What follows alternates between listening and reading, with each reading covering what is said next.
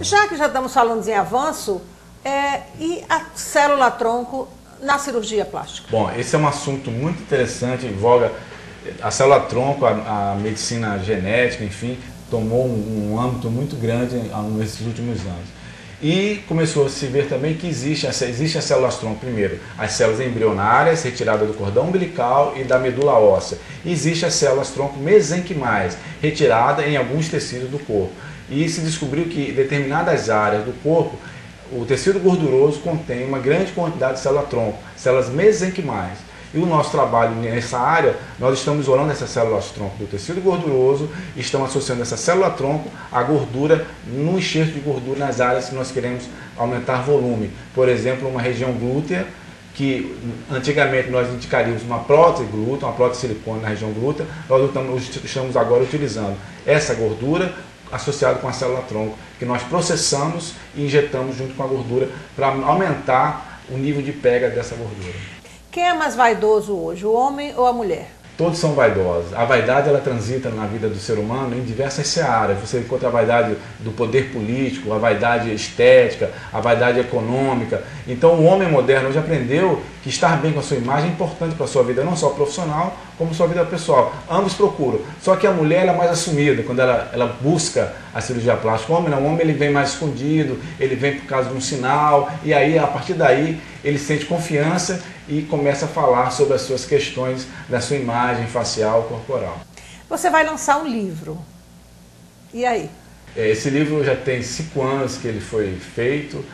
É um livro são 2 pessoas, eu e a Natália, e ele fala sobre o universo da cirurgia plástica de uma forma crítica. Eu não faço apologia à cirurgia plástica, eu faço uma visão crítica.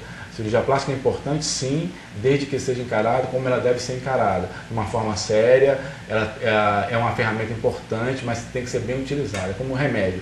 Se você usar demais, a dose pode extrapolar e trazer um mal ao indivíduo, ao invés de trazer um bem. Então o título do livro chama-se Os Limites da Vaidade Humana e a Beleza ao Alcance de Todos. A gente deve estar lançando agora no 2º semestre, e se Deus quiser, a gente vai lançar na Flip de Paraty, no Rio de Janeiro. Oh, que máximo! Agora, quando é que a população, que depende do SUS, vai ter direito à cirurgia plástica? Olha, a cirurgia plástica ela já é feita no SUS, nas cirurgias reparadoras, as cirurgias funcionais. Inclusive até os planos de saúde também, eles abordam essa conduta de autorizar as cirurgias plásticas de caráter funcional. Vide agora a cirurgia do obeso, já começaram a ser feitas pelo SUS, é um grande avanço. E eu acredito que cada vez mais as pessoas vão ter mais acesso à cirurgia plástica. A cirurgia plástica passou por um processo ao longo dos anos de deselitização. Hoje ela está muito mais acessível à população de modo geral, não só na cirurgia reparadora, como também na cirurgia plástica. Bem, e agora, na hora H? Na hora H, pense, reflita e fale consigo mesmo qual é a melhor coisa que você deve fazer naquele momento para que você não depois se arrependa se você fez alguma coisa mal feita ou então falou alguma coisa indevida para uma pessoa. Sempre pensar. E nada melhor do que um dia atrás do outro. Charles Saia, show.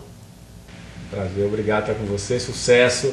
Eu sei que você está começando agora com as suas entrevistas e eu acho que você tem muito futuro, você é uma pessoa de garra, já vem tramitando aí ao longo da vida nessa área da comunicação, da informação. Desejo a você todo sucesso, que você brilhe cada vez mais e que o Brasil seja um pulo para você. Ele é show.